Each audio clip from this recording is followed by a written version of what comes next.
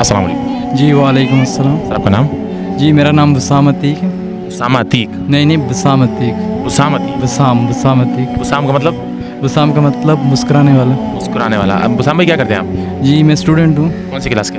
अभी मैं बैचलर में हूँ, केमिकल इंजीनियरिंग कर रहा हूँ, Dawood university of engineering and technology. माशाल्लाह माशाल्लाह। अच्छा कैमरे को देखिए, आवाज़ ऊंचा करके। अच्छा इस्लाम से रिलेटेड कुछ सवाल करने की इजाज़त हो तो? जी बिल्कुल इजाज़त है।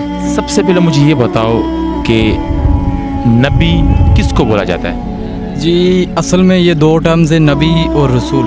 रसूल का मतलब होता है अल्लाह रब्बुल इज़्ज़त की तरफ से भेजा गया, रब का भेजा गया कोई बंदा भी हो सकता है, फरिश्तों में से भी हो सकता है। और नबी और रसूल में माइनर सा डिफरेंस होता है। नबी भी अल्लाह ताला की तरफ से मुंतखब करदा बंदा होता है जो अल्लाह रब्बुल इज़्ज़त रहनुमाई के लोगों की रहनुमाई के लिए उसे नाज़िल करता है उस पर। और रसूल और नबी में फ़र्क जो है वो ये है कि रसूल साहिब शरीयत होता है, उस पर सहीफ़े नाज़िल होते हैं या उस पर कोई अलहामी किताब नाज़िल होती है।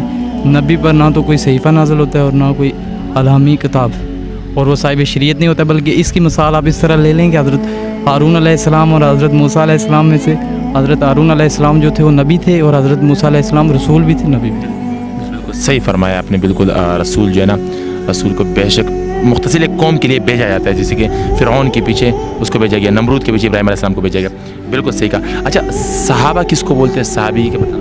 जी ये तो शायद मामूली से बच्चे को भी मालूम हो। साबी का लफ्ज़ मतलब होता है साथ वाले, यानी साबी। और इस्तिलाही मानी में इसके ये आता है कि नबी अकरम सल्लल्लाहु अलैहि वसल्लम के साथ जिन लोगों ने हालत ईमान में आप सल्लल्लाहु अलैहि वसल्लम को देखा और आप सल्लल्लाहु अलैहि वसल्लम की सोबत इख्तियार की, उन लोगों को सहाबी बोला जाता है। और ताबीन का ज़रा वजाहत कर दीजिए हमारी। जी ताबीन में ये भी साहबी से ही रिलेटेड होते हैं। वो लोग जिन्होंने सहाबा कराम को हालत ईमान में देखा और उनके साथ सोबत की, उनको ताबी के ताबीन और ताबीन उन्हीं से उनको ताबीन किया जाता है जिन्होंने ताबीन। बहुत अच्छा लगा। अच्छा वो कौन से सहाबी थे पहले चार सहाबा में से, जो चार बड़े सहाबा हैं, हज़रत अबू बकर सिद्दीक़, हज़रत उमर फ़ारूक, हज़रत उस्मान, हज़रत अली रज़ी अल्लाह अन्हु, इनमें से वो चार सहाबा में से एक है। वो कौन से थे जिन्होंने तिलावत के ऊपर उसको कत्ल किया गया, शहीद किया गया? इनमें से हज़रत उस्मान गनी रज़ी अल्लाह ताला अन्हु थे।